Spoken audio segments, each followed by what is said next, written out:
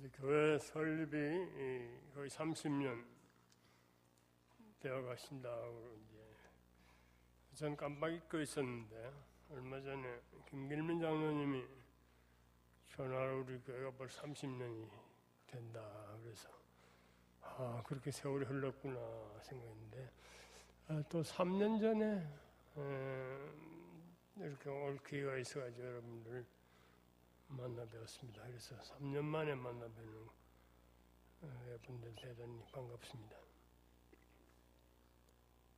오늘 말씀의 제목은 본문에 있는 대로 거짓 선지자를 삼가라 이렇게 정했는데 주님은 그의 말씀을 듣는 제자들을 위시한 많은 사람들에게 거짓 선지자의 꾀임에 빠지지 않도록 경고 또는 조언의 말씀을 하십니다. 적어도 본문은 그렇게 시작합니다. 일단은 유대 종교 지도자들을 겨냥하셨던 것이 아닐까. 바리새인 같은 사람들.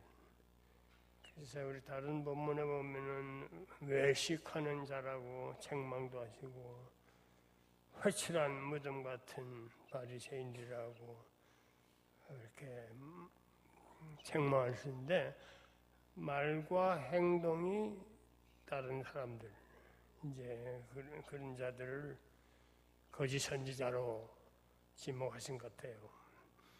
말과 행동이 다르면서도 또 될 수 있는 대로 남을 또 가르치려고 드는 사람들 이런 사람들을 겨냥해서 거짓 선지자라 해서 그들을 조심하라 이렇게 말씀을 시작하시는데 그러나 그의 말씀은 점점 우리 예수님의 말씀은 점점 발전해서 마침내 반석 위에 집 짓는 일을 예를 드는 데까지 나아가십니다.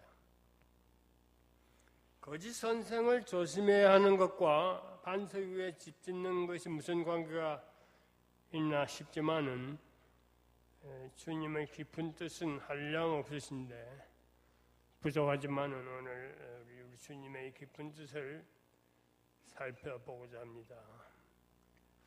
그래서 바로 뒤로 가서 그 24절에 누구든지 나의 이 말을 듣고 행하는 자는 그 집을 반석 위에 지은 지혜로운 자와 같다 하십니다.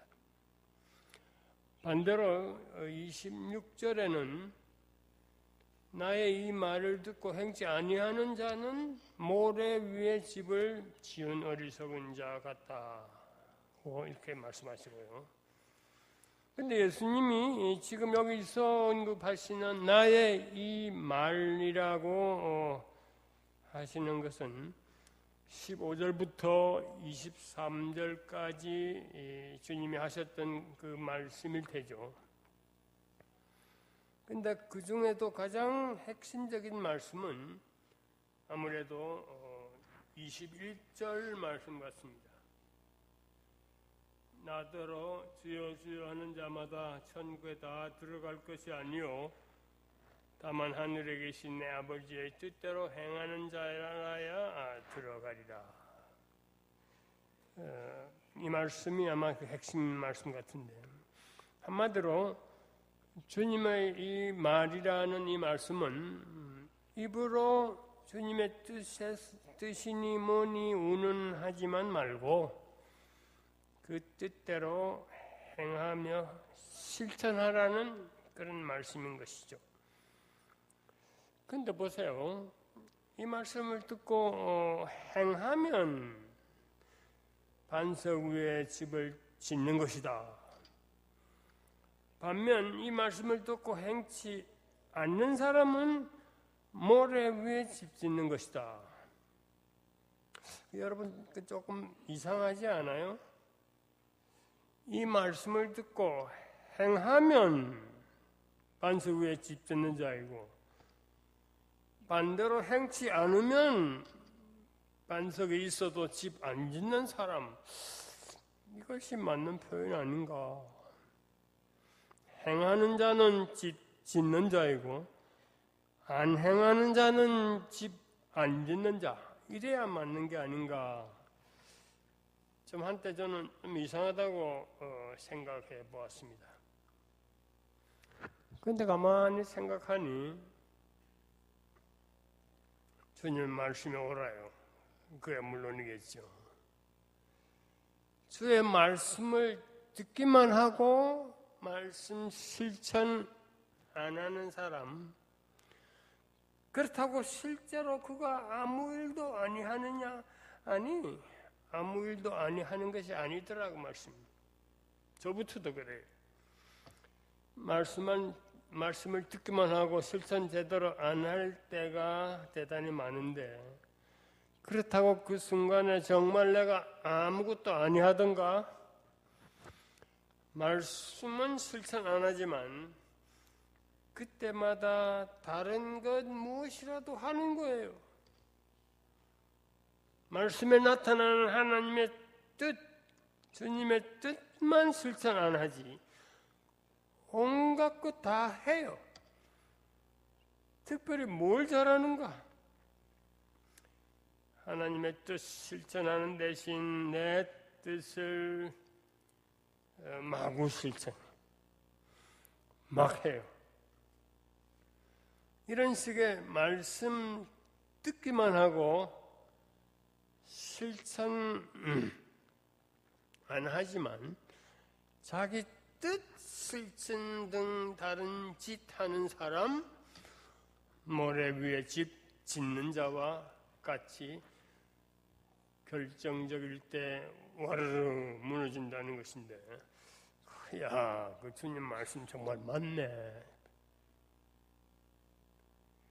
근데 이런 사람, 저도 그럴 때가 많은데, 주님의 말씀, 하나님의 말씀 듣기만 하고, 그리고는 그 말씀 완전히 제쳐두고 다른 짓만 하는가?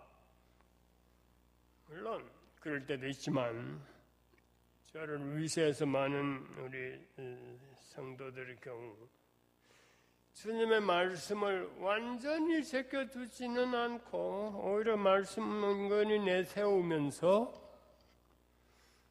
사실은 실제로는 자기 뜻을 실천하는 겁니다. 우리 믿는 사람들 그렇게 잘 하지 않아요? 저부터도. 다른 사람 보기에도 내가 주님 말씀을 완전히 무시하는 듯이 제껴놓은 듯이 보이도록 그런 식으로 잘 살지는 않잖아요. 오히려 주님 말씀을 실천하는 듯 하면서 사실은 자기 뜻 관찰하고 자기를 은근히 내세우고, 그래가지고 특별히 다른 사람 들으라고 그러는지 주여 주여를 입에 달고 사는 것입니다. 따져보면 이런 사람이 거짓 선생이요 거짓 선지자라는 것 아니겠어요? 아까 말씀드린 대로 외식하는 자, 회칠한 믿음 같은 이중적인 자, 바로 이런 사람, 주여 주여 주여 말은 하는데 실제는 딴짓하는 그런 사람을 거짓 선지자라고 보시는 거 아니겠냐.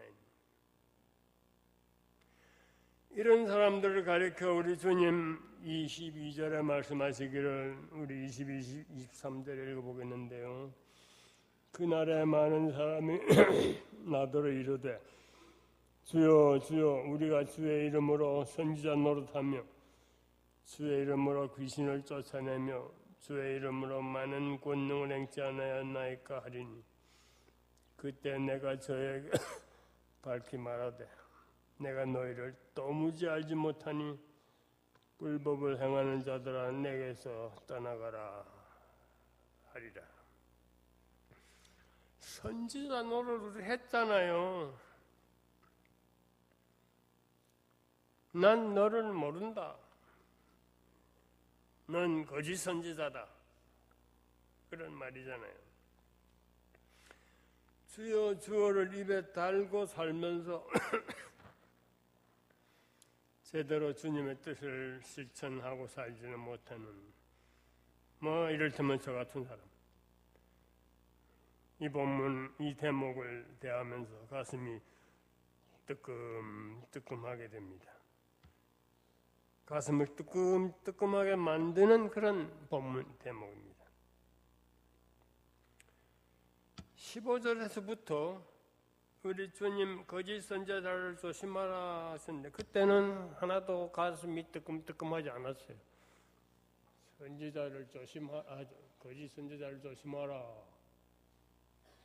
좀 조심해야 되겠네 이런 생각은 들어도 내가 무슨 뜨끔뜨끔하고 그러진 않았어요. 거짓 선지자를 조심해라. 삼가하라. 조심해야죠.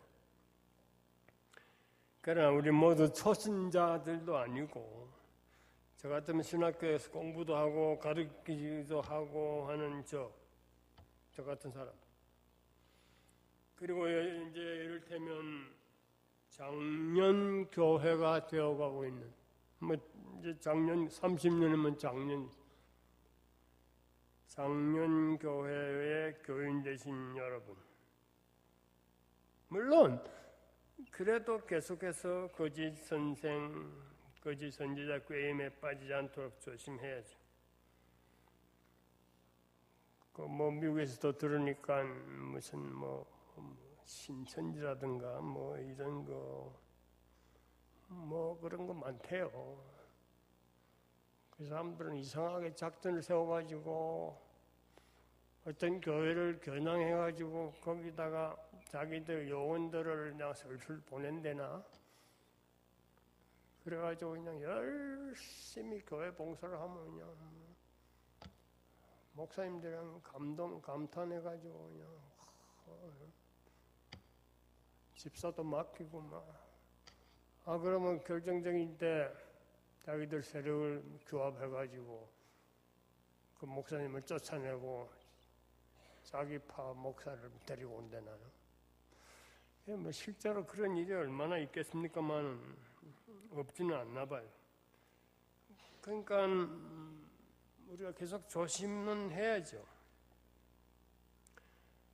하지만 여기 있는 저와 여러분은 오히려 우리 자신이 나 자신이 거짓 선지자가 될까봐 더 조심해야 되지 않을까. 그래서 처음부터 이 본문의 제목도 거짓 선지자가 되지 말자라고 이 본문을 정했어야 하나 이런 생각도 듭니다. 정말 말로만 주님 하고 있는 내가 아닌가. 정말 그렇게 말하는 만큼 실제로 그 말씀 실천하며 사는가. 그렇지 못하면 내가 이미 거짓 선생이거나 거짓 선지자가 될 소질이 있는 건데 그러면 안 되는 거 아닙니까? 이 본문은 참 묘해요. 아까도 말씀드린 대로 분명히 처음에는 저기 있는 어떤 거짓 선지자를 지목하고 있었어요. 분명히 그랬어요. 나보고 지목하지 않고 저기 있는 어떤 것이 무슨 바리새인인지 이런 거죠. 근데 어느샌가 이 본문은 나를 지목하며 너 거짓 선지자 아니냐 하고 계신 거예요. 맞아요. 신자가 처음에는 거짓 선지자 꿰매 빠질까봐 크게 조심해야죠. 근데 점점 신앙의 장년이 되어가면서 거짓 선지자 꿰매 빠질 가능성은 그만큼 줄어드는데 그에 비해 꼭 그만큼 내가 거짓 선지자가 될 가능성이 꼭 그만큼 커지는 게 아닌가. 거짓 선지자 꿰매 빠질 가능성이 줄어드는 그만큼 거짓 선지자가 될 가능성이 커지는 게 아닌가. 그런데 경계선이 뚜렷하지 않아요. 이 본문을 보면은